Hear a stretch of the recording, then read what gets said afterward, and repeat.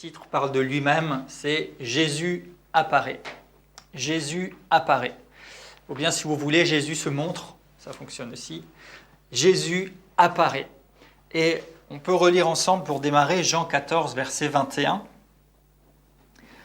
où il est écrit « Celui qui a mes commandements et qui les garde, c'est celui qui m'aime, et celui qui m'aime sera aimé de mon Père, moi je l'aimerai, et je me manifesterai à lui. » Ou bien, selon les versions, « Je me ferai connaître à lui » ou « Je me révélerai à lui ». Et on a déjà passé du temps ensemble dans plusieurs messages sur la première partie. Celui qui a mes commandements et qui les garde, c'est celui qui m'aime. Et donc on a passé du temps à regarder qu'est-ce que c'est et comment on peut garder ces commandements. Et on a vu pas mal de choses déjà ensemble. Je ne veux pas ici revenir dessus. Et on va passer à la deuxième partie du verset et à ce que Jésus dit en nous disant « Je l'aimerai ». Bon, c'est une chose, mais surtout ce « Je me manifesterai à lui ». Et en fait, je me manifesterai à lui. Le mot grec, c'est emphanizo. Et ça veut dire donc se manifester ou bien exposer à la vue, se montrer, apparaître, être visible. Et dans un autre volet, révéler ou faire connaître. Mais quand je dis aujourd'hui « Jésus apparaît », ou bien « Jésus se montre », c'est parce qu'en fait, ce terme ici qui est rendu par « je me manifesterai à lui » inclut de façon claire et évidente le fait d'être visible, le fait de la vue. Jésus apparaît. Et je ne dis pas « Jésus est apparu », je ne dis pas non plus « Jésus apparaîtra », mais je dis « Jésus apparaît ». Parce que c'est vrai, c'était vrai par le passé, et il est apparu un jour à une génération dans la Bible, et on a les évangiles, et il est apparu dans l'histoire, on va un petit peu s'y intéresser, mais Jésus apparaît aujourd'hui encore. Et Jésus va apparaître, c'est vrai, un jour à tout le monde, quand il reviendra et qu'on sera enlevé avec lui, mais entre-temps, Jésus apparaît. Et Jésus nous dit « Celui qui a mes commandements et qui les garde, je me manifesterai à lui, autrement, je lui apparaîtrai. » Jésus apparaît. Est-ce que vous voulez le dire avec moi? Jésus apparaît. Alléluia, Jésus se montre. Et on va regarder vraiment maintenant cette promesse, cette conséquence du fait de garder ses paroles. Et aujourd'hui, c'est Jésus apparaît, Jésus se montre. Et dans les prochains temps, on verra de différentes manières dont il se montre, dont il se manifeste aussi dans cette deuxième aspect du verset et de ce terme qui est de faire connaître, de se révéler. Il y a différentes façons de se faire connaître et de se révéler. Mais la première façon par excellence que Jésus choisit et qui est dans ce verset, dans cette promesse, c'est qu'il apparaît. Il apparaît. Jésus apparaît. Je veux vraiment que ce soit marqué en vous, ça, et que vous en soyez conscient, que vous y pensiez, que vous le méditiez, et plus encore, Dieu voulant, que vous le viviez. Jésus apparaît. Et le seul fait que Jésus soit présent quelque part, c'est déjà quelque chose de puissant. Et avant d'entrer dans les différentes manifestations et le cœur du sujet, je voudrais juste évoquer avec vous un épisode qui m'a beaucoup marqué quand on va dans Jean 18, au verset 6, alors que Jésus va être arrêté à ce moment-là pour ensuite être condamné, frappé, tué, etc. Mais au moment où il doit être arrêté, Jésus va se révéler d'une certaine manière et à travers une certaine parole, et il va se passer quelque chose de formidable et vraiment de surprenant. Jean 18,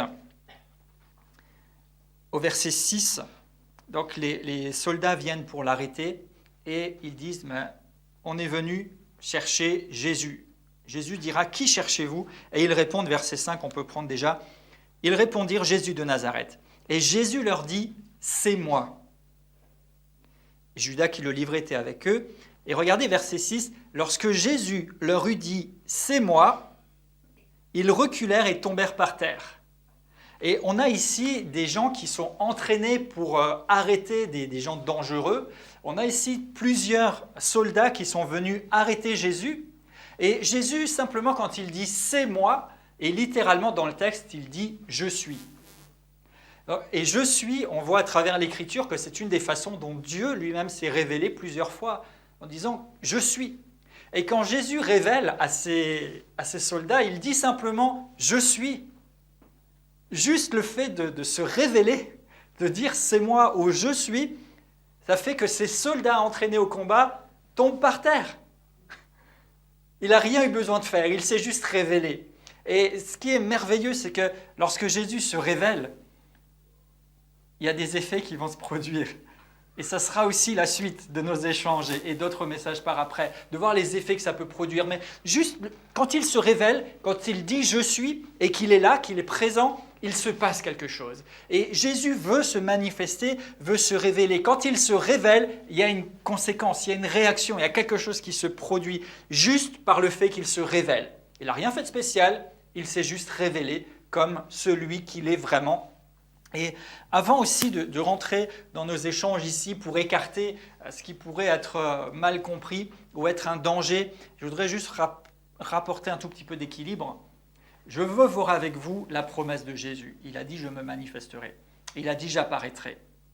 Maintenant, on n'est pas là pour essayer de produire des choses ou pour courir après des choses sensationnelles et devenir des espèces de fanatiques dans le sens négatif du terme, c'est-à-dire qui veulent à tout prix voir, sentir ou chercher des choses un petit peu qui créent du frisson.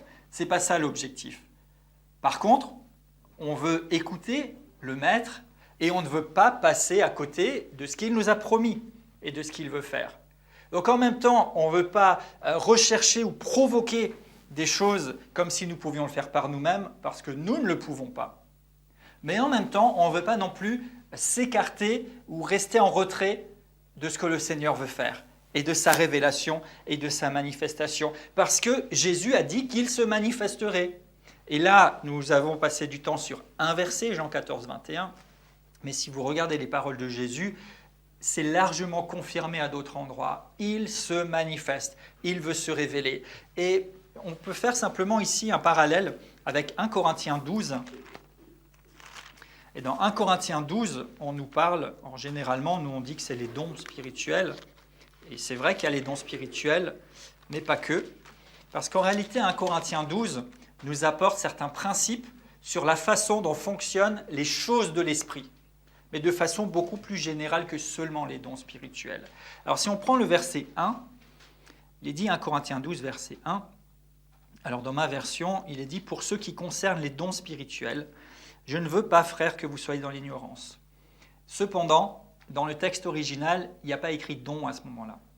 Il est juste écrit « Pour ce qui concerne, on pourrait dire, le spirituel. » Je ne veux pas que vous soyez dans l'ignorance. Donc 1 Corinthiens 12, Paul va enseigner sur les dons spirituels, mais en réalité, il introduit son propos en disant « pour ce qui concerne le spirituel ». On pourra dire « pour ce qui concerne les choses de l'esprit ». Je ne veux pas que vous soyez dans l'ignorance. Et ensuite, il développe en nous disant, par exemple au verset 4, « Il y a diversité de dons, mais le même esprit, diversité de ministères, mais le même Seigneur, diversité d'opérations, mais le même Dieu qui opère tout en tous. » Donc là aussi, on voit qu'il ne parle pas que des 9 dons spirituels qui sont développés ici, et puis il rajoute d'autres capacités, ministères et services, mais il parle de toutes sortes d'opérations qu'il peut y avoir, mais qui sont toutes reliées au même esprit, l'Esprit de Dieu, qui opère tout en tous. Au verset 7, « À chacun, la manifestation de l'Esprit est donnée pour l'utilité commune. » Verset 11, « Un seul et même Esprit opère toutes ces choses. » Et remarquez, les distribuant à chacun, en particulier comme il veut. Donc déjà une chose qu'il faut se rappeler et qui vient un petit peu éclairer ce que je viens de dire, c'est que la manifestation du Seigneur Jésus-Christ, du Saint-Esprit, de Dieu lui-même, elle est distribuée comme il veut. Ce n'est pas moi qui décide qu'il faut que là, maintenant, tout de suite, Jésus apparaisse. Par contre, je sais à travers la parole de Dieu qu'il apparaît. J'ai ma part de bâtir ma foi, d'y croire et de m'y attendre. Rappelez-vous le premier message, est-ce que vous l'attendez ? Mais ce n'est pas moi qui décide s'il apparaît, c'est lui, parce qu'il est souverain. Ce n'est pas moi qui décide qu'est-ce qu'il doit faire, Par contre, c'est moi qui décide de me rendre disponible pour qu'il puisse faire ce qu'il veut faire. Parce que c'est lui, et par le Saint-Esprit, qui distribue les dons, d'une part, et plus généralement la manifestation du Seigneur Jésus-Christ et de l'Esprit. Ceci dit, verset 31, aspirez aux dons les meilleurs. Donc, ce n'est pas moi qui le provoque, mais je ne suis pas passif non plus. Je dois y aspirer, le désirer, m'y attendre, être dans la foi, mais en sachant que c'est lui qui distribue. Et je me retiens un peu parce qu'il y a beaucoup de commentaires à faire ici. Mais il y a eu plein de choses qui ont été faites, soi-disant, pour aider les gens à vivre des choses de l'esprit, mais ce n'était plus des choses de l'esprit. Parce que si c'est moi l'animateur qui prétend vous distribuer un don à un instant précis et qui fait qu'à cet instant précis, il faut que vous parliez à telle personne précise, par exemple, il y a eu des choses comme ça. Il y avait des bonnes choses, mais il y avait beaucoup d'excès aussi dans ce qu'on a appelé à un moment les écoles de prophètes. Parce que pourquoi est-ce que maintenant, à 11h28 par exemple, si je décide que c'est le moment, chacun de ceux qui sont présents ici doivent donner une parole à leurs voisins? Ce n'est pas scripturaire, c'est l'Esprit qui distribue comme il veut. Par contre, je peux vous exhorter à aspirer aux dons spirituels et à vous mettre à l'écoute du Seigneur, et là, il vous parlera. Et ça nous arrive, et ce n'est pas parce qu'on ne dit pas « ainsi parle l'Éternel », mais quelquefois, même dans nos rencontres, quelqu'un dit quelque chose et vous sentez, et vous savez dans votre esprit que c'est inspiré de Dieu. La personne s'est rendue disponible, nous nous rendons disponibles ensemble, mais le Saint-Esprit choisit qu'est-ce qu'il veut mettre dans la pensée ou dans l'esprit de chacun, et va utiliser quelqu'un pour édifier l'ensemble. Mais ce n'est pas nous qui décidons à quel moment le Saint-Esprit doit faire quoi. Et alors que j'entre dans ce sujet de la manifestation, et on peut même mettre au pluriel, des manifestations de Jésus-Christ, et plus généralement de la gloire de Dieu, je veux absolument mettre ce point d'équilibre en disant ce n'est pas nous qui provoquerions quoi que ce soit. Cependant, nous devons aspirer à ce que ça se manifeste. Ok ? Donc moi, je m'attends toujours, et ce qui est merveilleux, c'est qu'en fait, si moi je décide d'une manifestation et que j'essaie de la provoquer, je vais me limiter à une chose. Et souvent, soit elle n'arrivera pas, donc ça va frustrer, soit il peut se passer quelque chose, mais ça ne viendra pas forcément du Saint-Esprit. Ça peut venir de la chair, parce qu'on se dit, là on attend de moi que je prophétise, il faut que je trouve un truc à dire. Donc ça vient de la chair. Ou éventuellement, ça peut même venir du diable, qui peut profiter de l'occasion, puisque vous cherchez à tout prix un truc, si vous cherchez, vous finissez par trouver. Mais reste à savoir à quelle source vous cherchez. Et là aussi, attention, si vous vous mettez disponible pour que le Seigneur vous parle et que vous aspirez à une parole de Dieu, vous ne recevrez rien de mauvais. Le Saint-Esprit vous apportera quelque chose de bon de la part de Dieu. Mais par contre, si vous voulez à tout prix une parole ou quelque chose de sensationnel à n'importe quel prix, là, vous risquez de vous abreuver à des sources qui ne sont pas les bonnes. Et on ne veut pas de ça. Mais en même temps, on veut aspirer et se rendre disponible. Et justement, quand je veux une chose précise, comme je disais, je me limite à cette chose-là. Mais peut-être que pendant ce temps, le Saint-Esprit voulait faire autre chose. Par exemple, si quand je prie pour quelqu'un, je veux à tout prix qu'il tombe par terre et qu'il ne tombe pas, soit à un moment je m'énerve et je commence à le pousser et il va finir par tomber, ok, mais ça va produire quoi ? Parce que peut-être qu'à ce moment-là, le Saint-Esprit est en train de faire autre chose dans sa vie pour lequel il n'a pas forcément besoin ou il n'a pas cette réaction de tomber à ce moment-là. Ce n'est pas moins puissant pour autant, mais si je cherche à tout prix à ce qu'il tombe, alors que peut-être si j'écoutais le Saint-Esprit dans mon esprit, je recevrais autre chose à servir à cette personne, elle serait servie. Et il y aurait d'autres fruits. Quelquefois, on veut à tout prix que les gens se mettent à rire et se roulent par terre parce qu'il y a le rire de l'esprit. Oui, je crois, il y a le rire de l'esprit, il y a de la joie dans la maison de Dieu. Mais peut-être qu'aujourd'hui, ce n'est pas du rire, alors arrêtez de vous forcer à rigoler. Il y a des gens dans des hôpitaux, et même d'ailleurs aujourd'hui plus généralement, il y a des gens qui se réunissent pour faire des thérapies du rire. Et il n'y a pas besoin du Saint-Esprit pour rire collectivement. D'accord ? Et ça fait du bien de rire, il n'y a pas de problème. Mais peut-être qu'à cet instant précis, dans cette réunion, le Saint-Esprit voulait faire autre chose que de faire rire les gens. Mais nous, on est occupés à rire. Vous comprenez l'idée ? Donc, je ne suis pas en train de vouloir démonter ça parce qu'au contraire, je vais vous apporter des choses qui viennent de la parole de Dieu parce que c'est notre fondement absolu. Et je vais vous apporter aussi quelques indications historiques à travers l'histoire des réveils. C'est vraiment passionnant. Et de voir des choses qui se sont passées à différents endroits, à différentes périodes et qui démontrent que le Saint-Esprit agit dans son Église aujourd'hui et qui démontre que Jésus se manifeste et de toutes sortes de manières.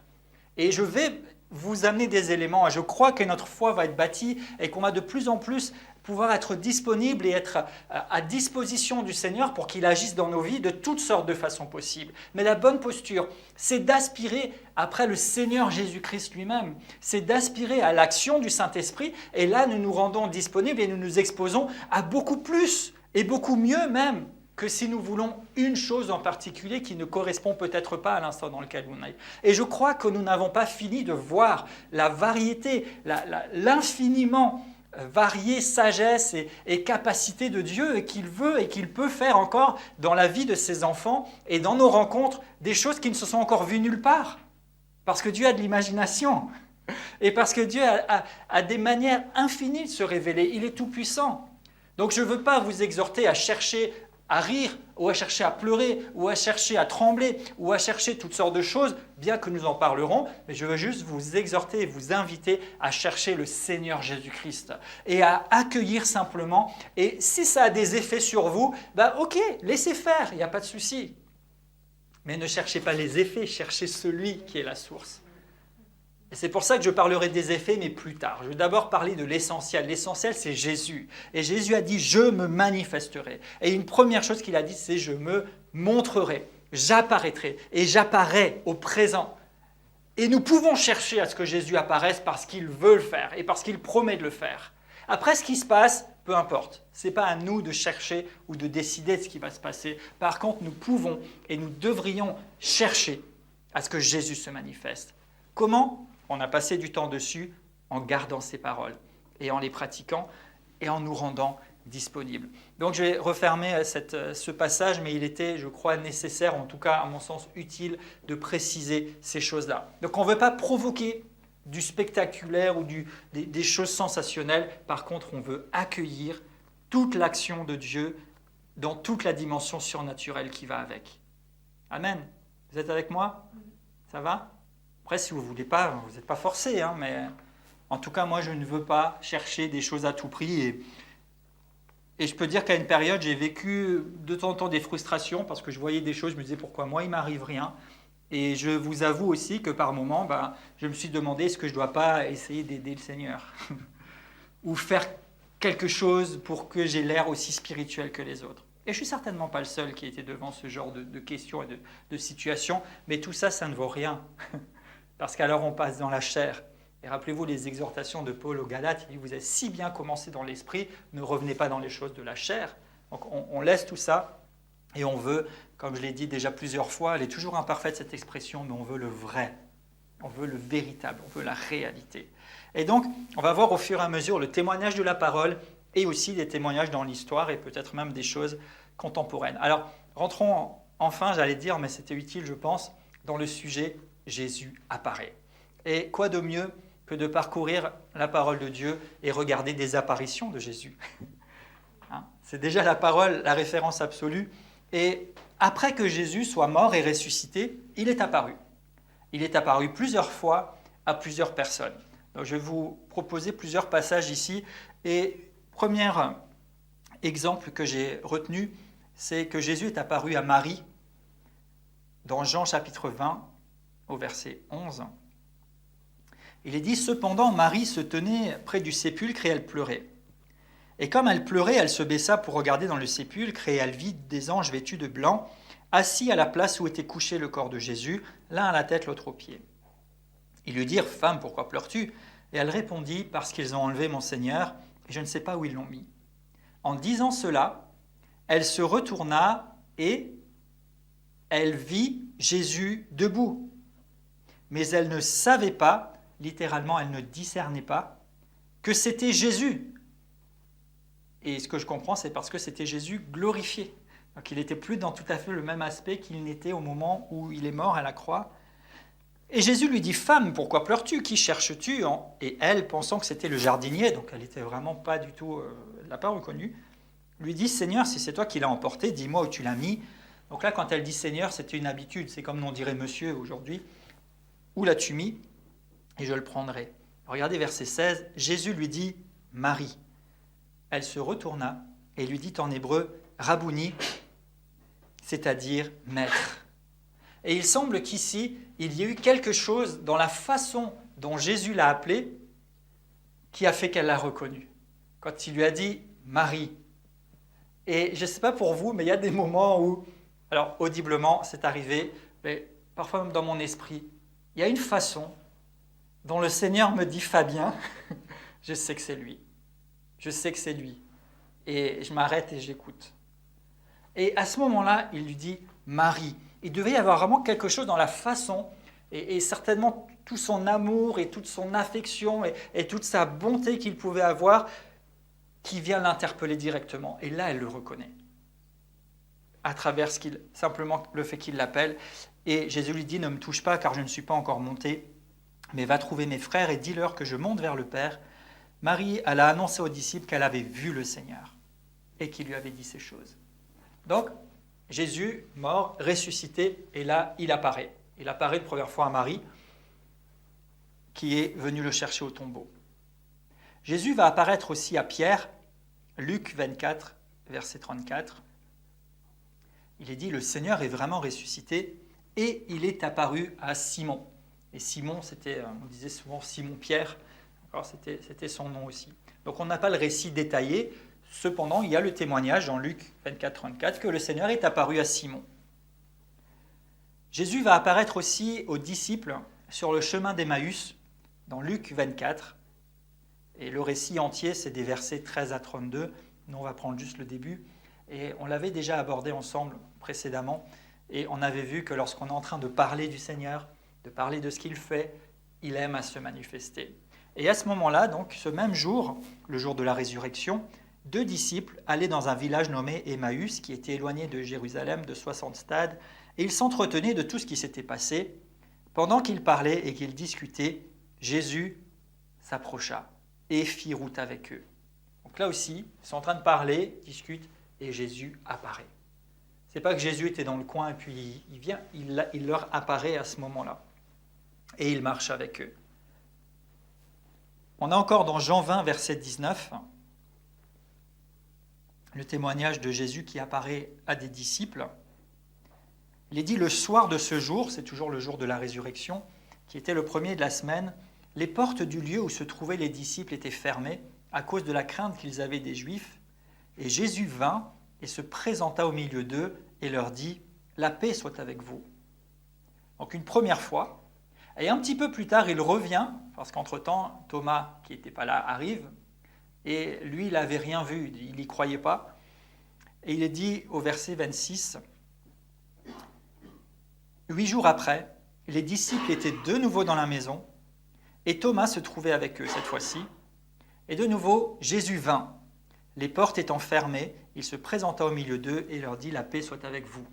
Donc là, chaque fois, quand on a Jésus vint, ce n'est pas juste qu'il est venu comme nous, on peut venir quelque part. En fait, il est apparu, puisque les portes sont fermées, tout est verrouillé, et il leur apparaît.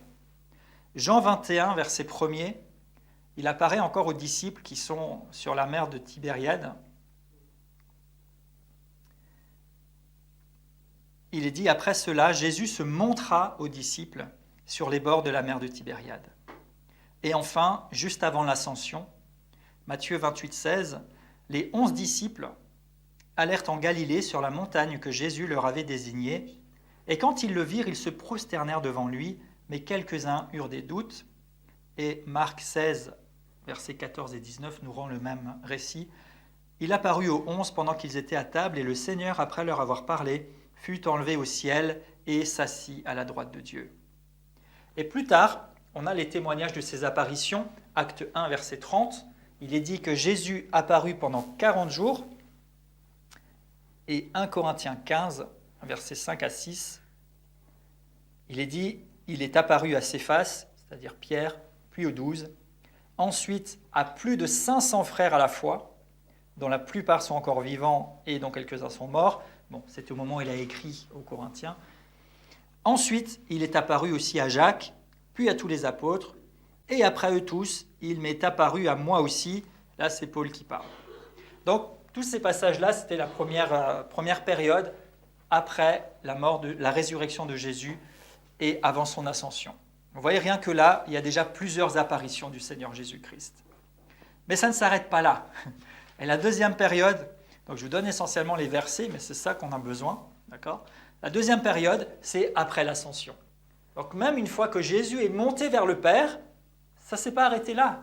Jésus apparaît encore, même après son ascension.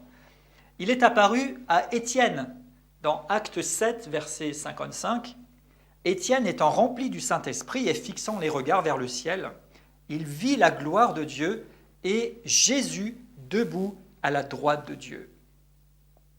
Il va apparaître aussi à Saul, qui deviendra Paul, dans un des récits assez connus de Acte 9, les versets 1 à 5, alors que Saul, qui était un persécuteur fervent de l'Église, est en chemin pour aller justement arrêter d'autres croyants.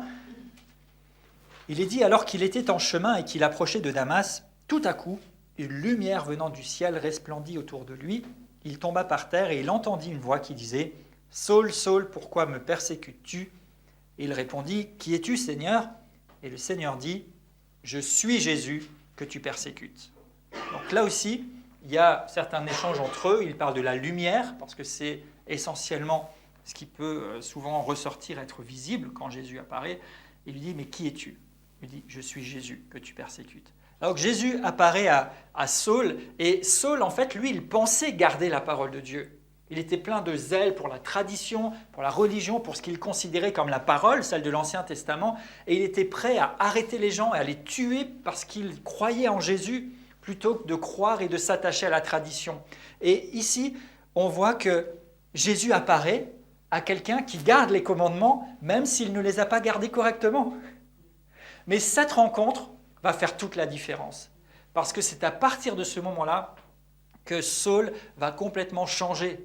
Il va accepter le Seigneur Jésus-Christ et dans le récit qui suit, le Seigneur va parler à quelqu'un d'autre pour qu'il vienne à la rencontre de Saul, qu'il prie avec lui. Et à partir de ce moment-là, il est dit que Saul se mit à enseigner et à apporter la bonne nouvelle partout.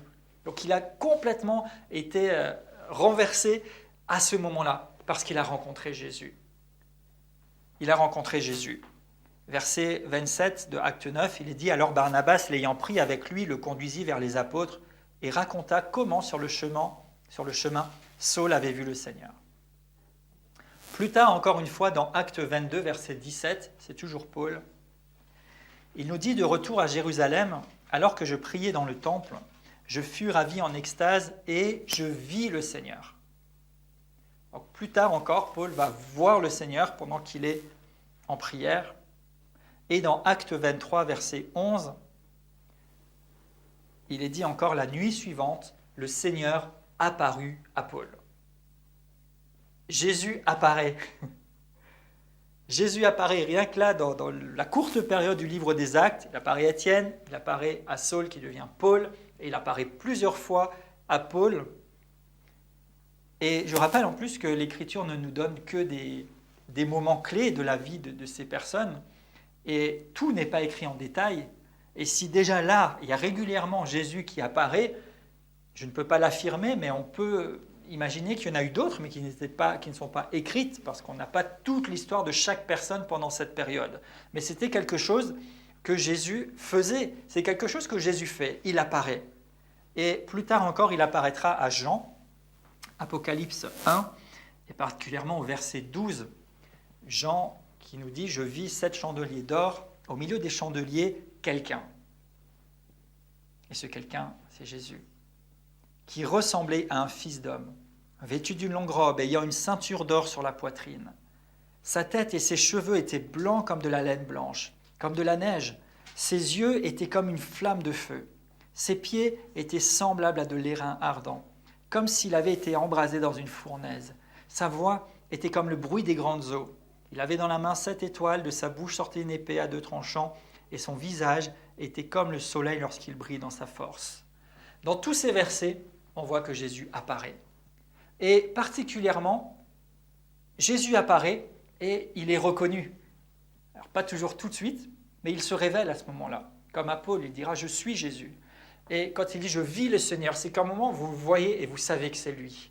Et Jean, il le voit et il voit des détails.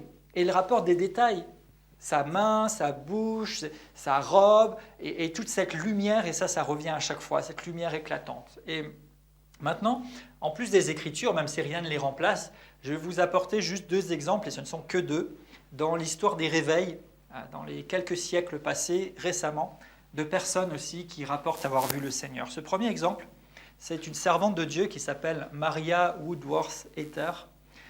Vous avez peut-être entendu parler ou pas. Elle a vécu de 1885 à 1915 et elle rend ce témoignage qu'en 1912 à Dallas, donc je vais lire simplement la citation, elle dit « Dimanche, une vingtaine de personnes furent, comme Saul de Tarse, jetées à terre par une puissance irrésistible. Elles restèrent étendues pendant plusieurs heures. Elles eurent à ce moment-là des visions du ciel et plusieurs disent avoir vu Jésus. Et toutes se sont relevées avec le visage rayonnant et le cœur débordant de l'amour de Dieu. » Waouh! Et cette puissance fut à l'œuvre pendant toute la semaine. Les pécheurs étaient atteints et terrassés tant au près qu'au loin, et des centaines d'âmes ont été remplies du Saint-Esprit comme lors de la Pentecôte. Waouh! Et j'ai pris plusieurs témoignages, et vous verrez à chaque fois qu'il y a des manifestations, ça a des effets sur les personnes concernées, mais il y a aussi des fruits. Et quand vous me dites que les gens se relèvent, le visage rayonnant, déjà ça vous ne pouvez pas le provoquer, vous ne pouvez pas l'inventer. À la limite, on peut se jeter par terre, mais on ne peut pas rendre son visage rayonnant. Ou alors expliquez-moi comment. Enfin non, je préfère ne pas le savoir. Et le cœur débordant de l'amour de Dieu. Ça, c'est du fruit. Et en plus, des pécheurs sont touchés tout près, mais même plus loin. Ils sont attirés par la puissance de Dieu et des centaines de personnes sont remplies du Saint-Esprit en une semaine. Alors moi, je veux bien être terrassé par terre pendant quelques heures et je veux bien me relever en ayant le visage brillant et dire que j'ai vu Jésus s'il y a plusieurs centaines de personnes qui se donnent au Seigneur suite à ça. Par contre, je me retiendrai de faire le commentaire à chaque fois, mais se jeter par terre, se rouler, faire toutes sortes de choses et devenir, comme disait Paul, encore pire que ce qu'on était avant, ça ne m'intéresse pas. Parce qu'on pourra toujours se moquer de vous et vous dire toutes sortes de choses, mais s'il y a du fruit, on ne peut pas le contrer. Et même dans les Actes, il est dit plusieurs fois que lorsqu'on voulait attaquer les disciples du Seigneur Jésus et les accuser de plein de choses, ils ne pouvaient pas le faire parce que le miracle, il était là. Je n'ai plus la référence précise en tête, mais vous pourrez rechercher. Et à un moment, quand on veut accuser les apôtres, ils disent, oui, ok, ils sont arrêtés, on leur demande de rendre compte, ils parlent de l'évangile avec assurance, et en même temps, ceux qui les accusaient ne pouvaient rien faire parce qu'ils ne pouvaient pas contester que le boiteux avait été guéri. Il est guéri, vous ne pouvez pas contester. Donc vous pouvez toujours raconter plein de choses, mais le fruit, il est là. Et les fruits dans le livre des Actes, on les connaît. Il y a eu toute cette multiplication et toutes sortes de choses que le Seigneur a faites. Deuxième exemple, pour revenir sur les gens qui ont vu Jésus, on nous rapporte qu'au Gabon, en 1935, donc c'est un certain monsieur Verneau qui rend ce témoignage, il est dit « Le don de discernement des esprits fut aussi remarqué chez plusieurs personnes qui eurent des visions merveilleuses ou qui ont vu le Seigneur, soit en personne, ou soit qui ont vu des anges. » Donc, on était en 1912 avant, on était en 1935, c'est à la fois proche de nous, à la fois les années passent, mais Jésus apparaît à plusieurs personnes entre sa résurrection et son ascension. Jésus apparaît à plusieurs personnes après son ascension, notamment dans le récit qu'on a des débuts de l'Église dans le livre des Actes. Jésus apparaît plus tard encore à Paul. Jésus apparaît plus tard à Jean dans l'Apocalypse, à peu près dans les années 90 et quelques. Et Jésus apparaît à certaines personnes en 1912, en 1935. Et Jésus apparaît à des gens aujourd'hui. Jésus apparaît. On a plusieurs témoignages, vous pouvez même rechercher sur Internet. Alors, il y a beaucoup de choses qui ne sont pas toujours excellentes, mais il y a aussi de bonnes choses. Parfois, quand vous cherchez, vous pouvez trouver des témoignages de personnes qui ont vu Jésus. Et même sans aller sur Internet, vous pouvez avoir des personnes qui vont vous dire avoir vu Jésus. Sauf que souvent, on n'a pas la liberté forcément de le dire ouvertement par rapport à plein de raisons. Mais des gens ont vu Jésus, que ce soit dans des réunions ou que ce soit parfois en privé. Jésus apparaît. Et ici, j'ai moi-même un témoignage à ce sujet.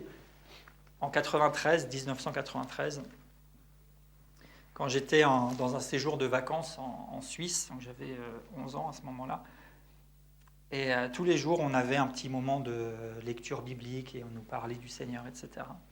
Et un de ces matins-là, j'étais déjà dans la salle avec mes copains, mes camarades, et on avait chanté certainement, et on allait commencer à lire la Bible et à avoir ce temps de méditation biblique. Et j'avais laissé ma Bible dans ma chambre. Donc à ce moment-là, je suis remonté à l'étage de la résidence, j'ai cherché ma Bible dans ma chambre. Et quand je suis ressorti de la chambre, il y avait un espèce de grand couloir où il y avait ensuite les escaliers, il y avait une porte sur le côté aussi. Et en fait, je me suis retrouvé immobilisé dans ce couloir, j'étais tout seul, et stoppé net. Et il y avait vraiment d'abord une présence, j'ai senti vraiment quelque chose qui venait sur moi, et ça m'enveloppait, voilà, il y avait quelque chose. Et ensuite, j'ai commencé à avoir une lumière qui remplissait le couloir à partir d'un coin, pas loin de la porte d'ailleurs, qui est un petit peu comme ici sur le côté. Et cette lumière qui remplissait, et en même temps, c'était super éblouissant. Et en même temps, ça faisait pas mal aux yeux, quoi. Et d'en parler, j'ai encore des émotions. Et de plus en plus, cette lumière. Et à un moment, je tournais la tête vers le côté, justement. Et Jésus était là. Jésus était là, il me regardait. Et j'ai senti comme si le Seigneur me tendait la main et qu'il m'appelait. Alors, je ne sais pas s'il m'a parlé ou c'était dans mon esprit, mais le Seigneur m'a appelé simplement à ce moment-là. Et je lui ai dit, oui Jésus, je veux être avec toi. Et c'était vraiment, voilà, j'étais environné, enveloppé de cette présence et de cette lumière, et c'était vraiment quelque chose d'extraordinaire. Et puis d'un coup, ça s'est enlevé tout ça. Mais j'étais rempli de la présence de Dieu, j'étais rempli d'une joie, et en même temps j'étais bouleversé par ce qui venait de m'arriver. Et quand je suis redescendu rejoindre mes camarades et que je me suis assis là, en fait un des moniteurs est venu à côté de moi, il me dit qu'est-ce qui t'est arrivé? Et alors, je lui ai pas tout dit, je lui ai juste dit que Jésus m'avait appelé, que je l'avais accueilli. Et donc il m'a encouragé, il a prié avec moi. Et je me souviens qu'à la fin du séjour, ce moniteur, on s'est serré dans les bras. Je ne sais même plus comment il s'appelait, je ne l'ai jamais retrouvé. Et il m'a dit, n'oublie jamais ce que tu as vécu. Et c'est vrai que jusqu'à aujourd'hui, tu ne peux pas oublier.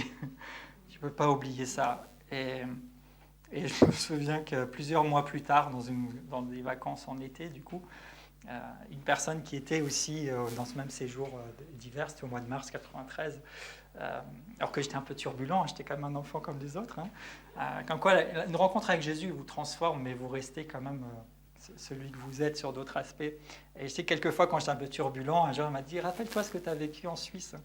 Et c'est vrai que ça m'a calmé tout de suite. Et pourtant je ne leur avais pas raconté vraiment ce que j'avais vécu, si ce n'est que Jésus m'appelait et que je lui avais répondu. Donc Jésus apparaît.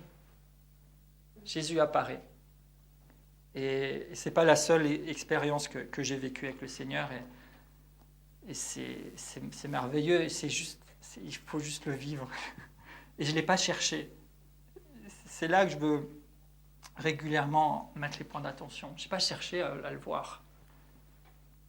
Et la première fois, je ne savais même pas qu'il faisait ce genre de choses, mais je savais juste que j'avais une soif de Dieu dans mon cœur, tout enfant que j'étais, et par rapport à plein de choses que je vivais, j'avais besoin de l'amour de Dieu, j'avais besoin de le rencontrer, et il s'est manifesté.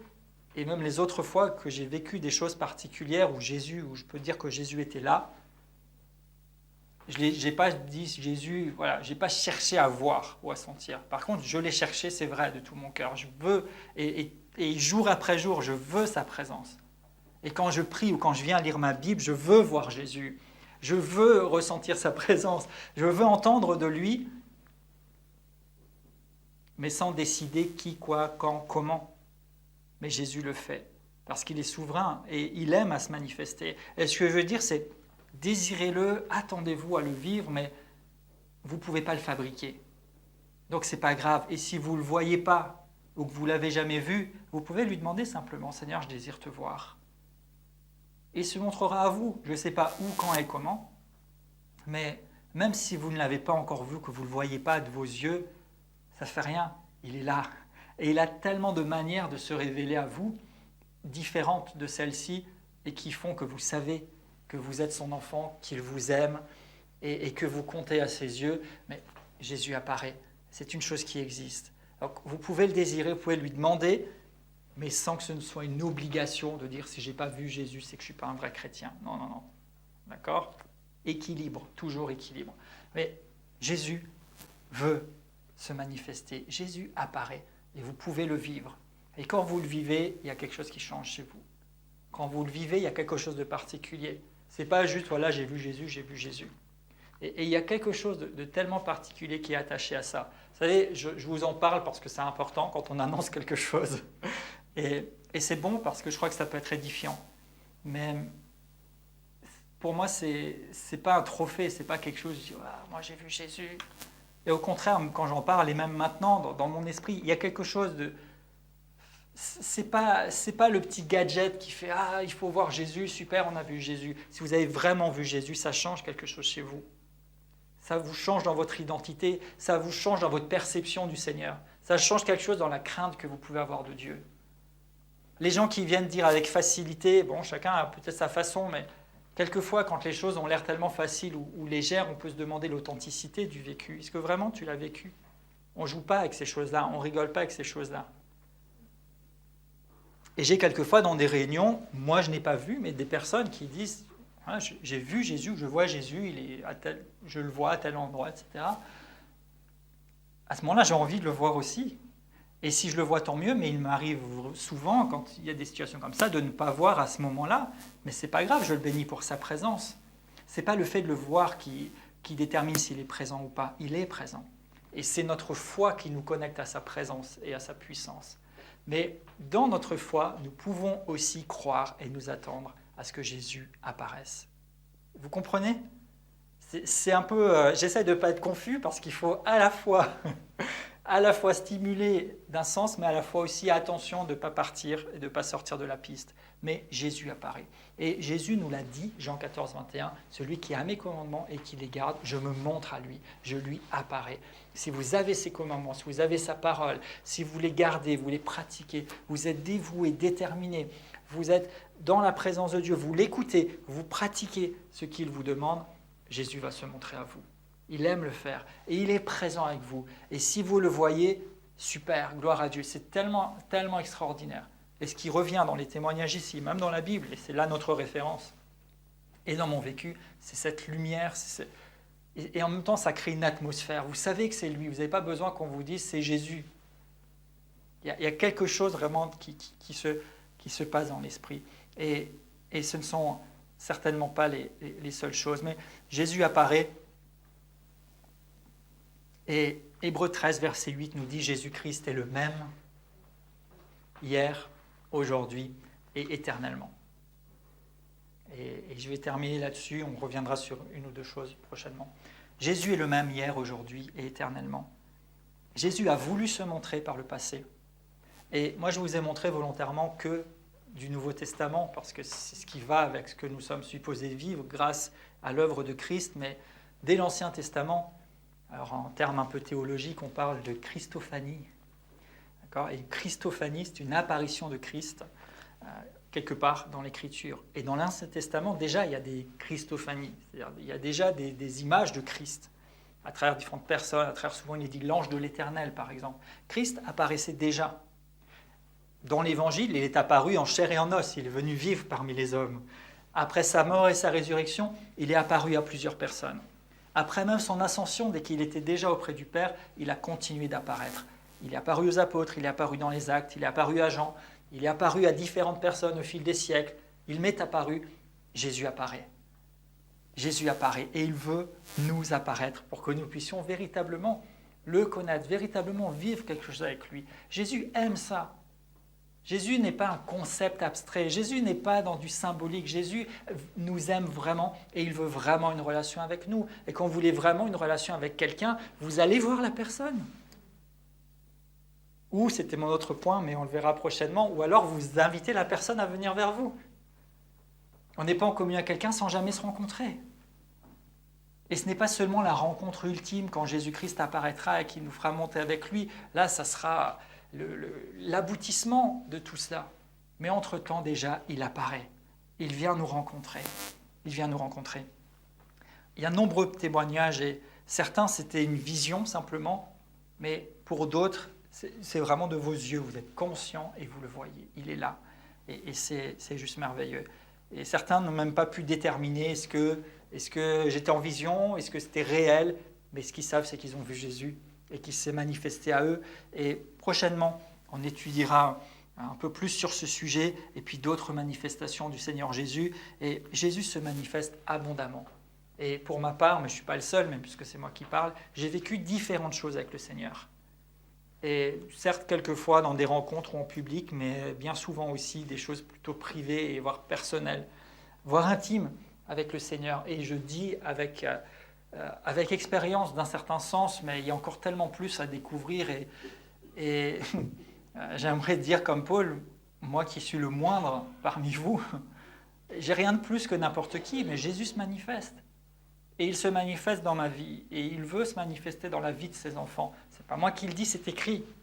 Celui qui a mes commandements et qui les garde, je me manifesterai à lui pour un vécu véritable. Alors rappelez-vous, on veut se rendre disponible, on veut s'attendre à lui, mais tout en lui laissant à lui le choix, le loisir et l'autorité de décider comment il se manifeste. Mais parmi ce comment, il existe cette merveilleuse réalité et promesse que Jésus apparaît. Ça va? Ok, alors Père, merci. Merci pour cette parole. Merci Seigneur parce que tu apparais. Tu apparais dans tous les exemples qu'on a vus et tu apparais dans la vie de tant de personnes. Et tu nous dis que celui qui est vraiment ton disciple, celui qui t'aime, tu l'aimes et tu lui apparais. Et je te prie Seigneur par ton esprit de nous aider encore et toujours. Parce que Saint-Esprit, tu es là pour nous enseigner à avoir un cœur qui soit dans la bonne posture, dans le juste équilibre. Un cœur qui soupire après toi, de tout notre être, de toute notre force, de toute notre pensée, et mais en même temps de nous garder, de sortir de la piste, mais de te laisser à toi l'autorité de décider et de te manifester comme tu veux le faire. Mais Seigneur, nous croyons, je crois en tout cas, et ta parole nous donne les éléments, à travers ce qu'on a vu aujourd'hui, que tu apparais. Tu es apparu par le passé, tu es apparu dans l'histoire proche, tu es apparu à nos contemporains, tu m'es apparu. Et Seigneur, je crois que tu veux apparaître et que tu apparais à ceux qui t'aiment, à ceux qui te sont chers. Et ceux qui t'aiment, c'est ceux que tu aimes, c'est ceux à qui tu veux te faire connaître. Je prie, Seigneur, pour mes bien-aimés qui entendent cette parole et pour tes disciples, que nous puissions, Seigneur, dépasser nos a priori, nos craintes quelquefois face à ces choses. Pour différentes raisons, on peut avoir une idée erronée sur toutes sortes de manifestations. Mais Seigneur, tu viens purifier aussi nos cœurs, tu viens purifier nos consciences. Nous n'avons pas à craindre des mauvaises choses parce que tu as dit que si nous savons donner de bonnes choses à nos enfants en tant qu'êtres humains, toi, Père, tu donnes le Saint-Esprit à ceux qui le demandent, tu donnes les choses de l'Esprit à ceux qui recherchent les choses de l'Esprit. Et tu ne leur donnes pas un serpent ou une pierre ou quoi que ce soit. Alors Seigneur, merci de nous aider à bâtir notre foi, à être véritablement disponibles et disposés à te rencontrer et à nous laisser rencontrer par toi. Merci Jésus parce que tu apparais. Et Seigneur, merci parce que ça n'est pas qu'une théorie. Mais je prie que dans nos vies, Seigneur, nous ayons cette sensibilité de l'Esprit pour te voir quand tu te montres. Parce que le fait que tu te montres est une chose, mais nous avons besoin aussi de te voir quand tu te montres, de te regarder, d'être attentif. Je te remercie Jésus parce que tu apparais. Tu apparais. Et quand tu apparais, ça change les circonstances, ça change l'atmosphère, ça change notre vie pour ta gloire, pour que nous devenions tels que tu es. Merci Seigneur pour les merveilles auxquelles tu nous as appelés et que tu as en réserve pour nous, pas comme une réserve pour plus tard, mais une réserve dans laquelle nous pouvons venir puiser. C'est disponible. Et nous voulons recevoir tout ce qui est disponible pour que les fruits que tu veux produire soient produits. Et pour certaines choses, nous avons besoin de vivre des réalités avec toi, qui qui vont produire des fruits que nous ne pouvons pas produire autrement. Merci parce que tu es notre source et tu restes et tu demeures toujours l'unique source de notre foi, de nos attentes et de notre vécu. À toi la gloire, Seigneur, au nom de Jésus. Amen.